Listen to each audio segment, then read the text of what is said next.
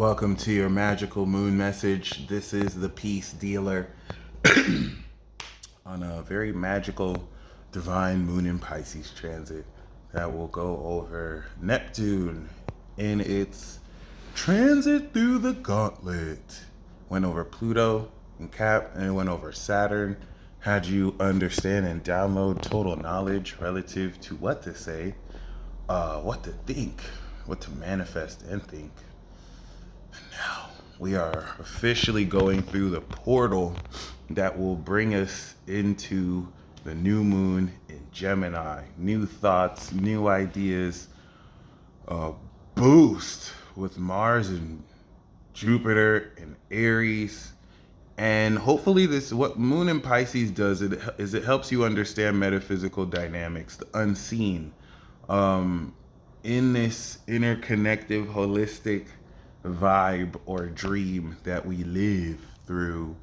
There are unseen dynamics, moods, masks behind what masks people wear, and the veil. If you think that Alfred Hitchcock Birds hasn't happened, but will slowly happen, it's that veil. There's a veil of peace that keeps everything in its stasis. And as we're unveiling this apocalypse, that veil, as Saturn goes over Neptune and kind of ends it for good, is getting ready to legitimately reconstitute a whole new veil, a whole new Neptune cycle. Saturn takes 30 years to go through Pisces, but it's been 165 years since it met with Neptune. So these are all in the background. Moon in Pisces makes you receptive to the unseen metaphysical dynamics that constitutes, once again, the collective vibration, unconscious moods, and all that demonic, devilish shit that you really don't see while people are putting on a nice face, but they got them horns looking at you. Okay, you're gonna see stuff like that. You're gonna see subtleties behind people's windows of the soul and their actions, so that you come into a divine understanding of the truth. Square like this is a game changer, so I'm gonna call this the divine game changer, because in mutable signs, every 3 months we have a game changers where the square opposition and other square and new moon mutable aspects like literally change our whole perception, thus change the game in this frame war. Make sure you're not letting people with false presuppositions change your frame. A false presupposition would be like me walking up to you and being like, you know what, I just think that it's not cool that you're sad and you're bringing all this energy into the, conversation and situation. Whole time you're not even sad. Maybe you have resting bitch face, and now I'm bringing in a presupposition, or I'm presupposing you're sad when you're not, and I'm controlling the frame of the conversation. It happens all the time. Stand up for your frame, control your narrative. That being said, the understanding of these metaphysical dynamics in relation to the Neptune conjunction that'll happen tomorrow is going to, based on the total knowledgeable download of legitimate information relative to what you're individually experiencing in Gemini, is getting ready to change and unveil a lot more said hidden dynamics, and to help you understand at the highest supernatural Piscean level the divinity at play towards you individually being aware of the enlightenment post Kazemi with Mercury as it goes back into Taurus, how to ground new supernatural phenomena in your thinking. This is what makes this a divine game changer. You'll start to understand metaphysical dynamics that you will know what they are, versus interacting with synchronistic like experiences that your brain really couldn't process until now. And most of you who've been able to, you have a much greater knowledge to understand what it is you're experiencing. It's also important to note that the sun is officially leading the pack. And so we are coming into more exploratory awareness as you go off on this journey. Mercury won't go direct until like at least another week and a half. So as we reevaluate information that we've been enlightened to, you, like the childlike awareness of Gemini, which is 5 to 7 years old, or really 7 to 12 years old, will put you in a position. Is that right? Yeah, 2 to 5. 1 to 2 is Aries. 2 to 5 is Taurus. I guess 5 to 12 is, no, 5 to 7 is Gemini. 7 to 12 is Cancer. 12 to 22 is Leo. So other than that, this is really going to inspire you to experience what you experience with childlike wonder, like you're learning magic in a new way for the first time.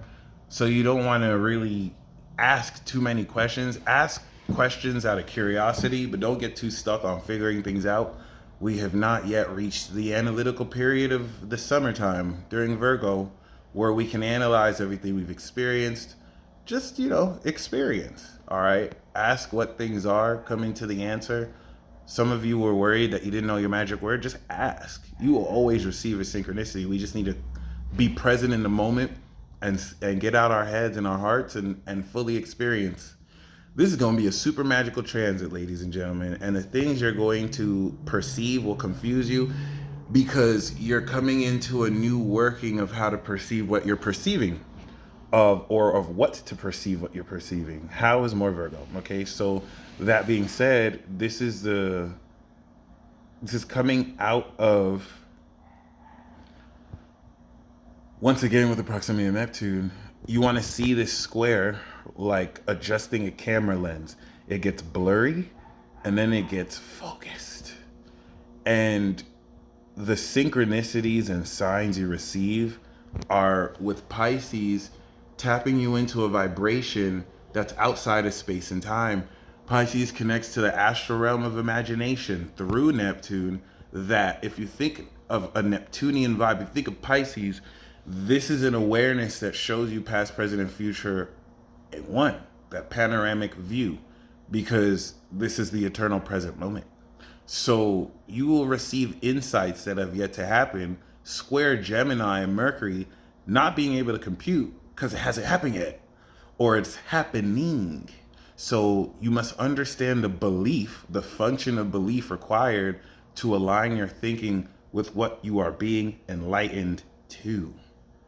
You don't want to get caught up arguing frames with people, because this could really just end up tripping you up and distracting you. Arguing semantics don't matter at all.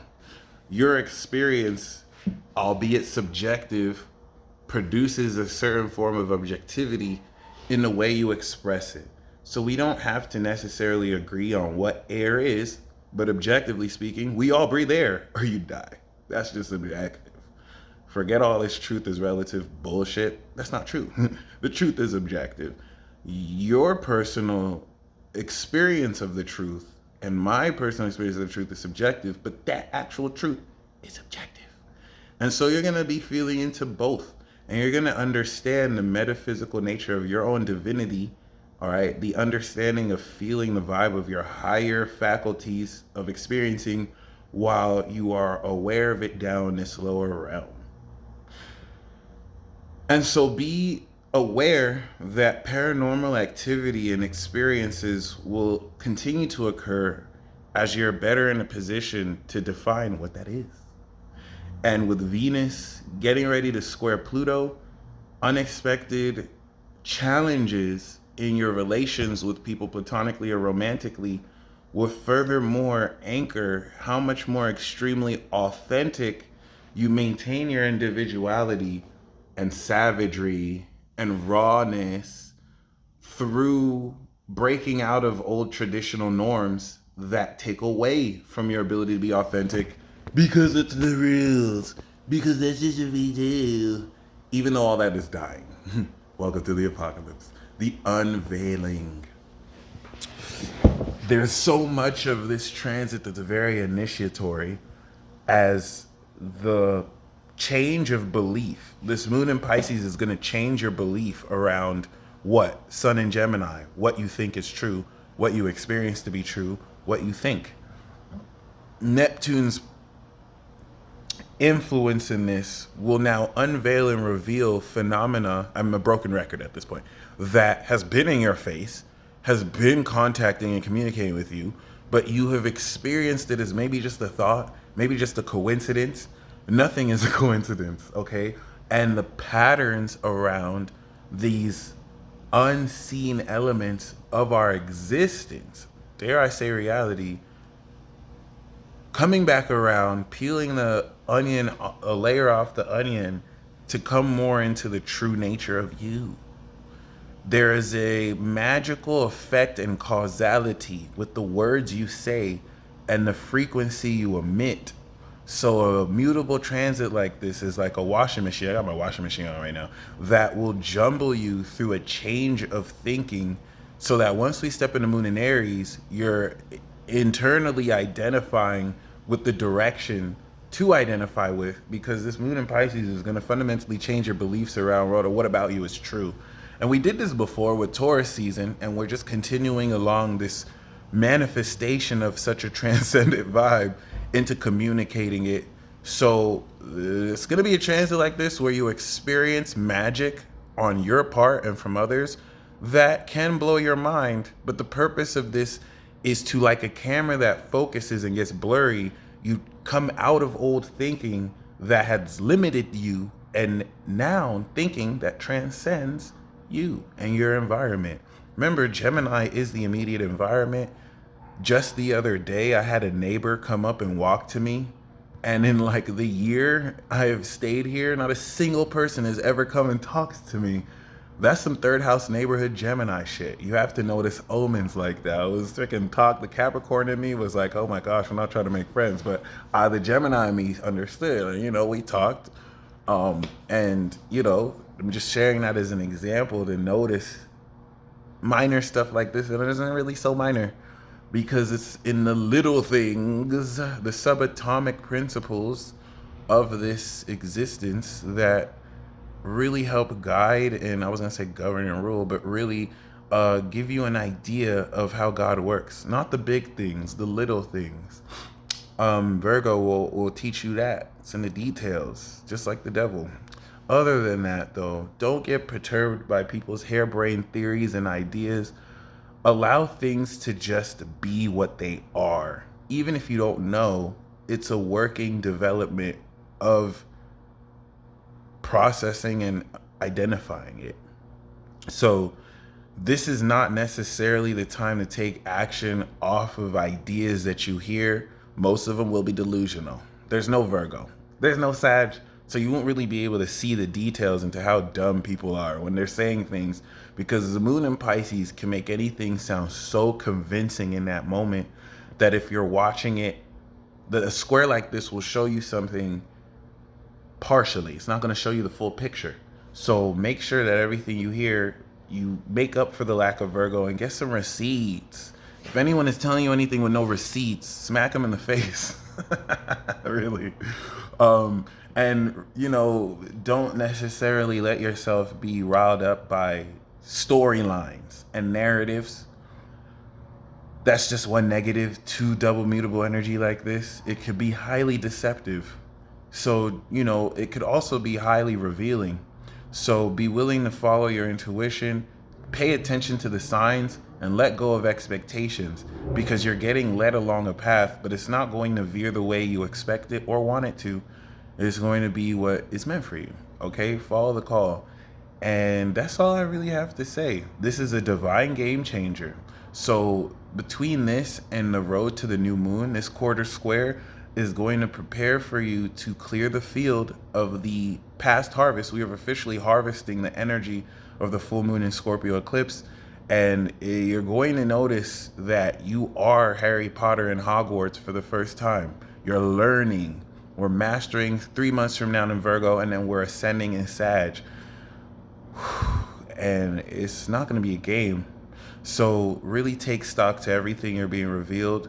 No matter how skilled you are, what you know, be willing to be the student again. And you'll be surprised in what you're reading and what you're guided to learn, how the answers are there because they're in you all along. But you're going to be projecting and manifesting, experiences and phenomena to help make this experience more magical. What are you grateful for? Comment down below. I'm grateful for breath and life. Godspeed, y'all.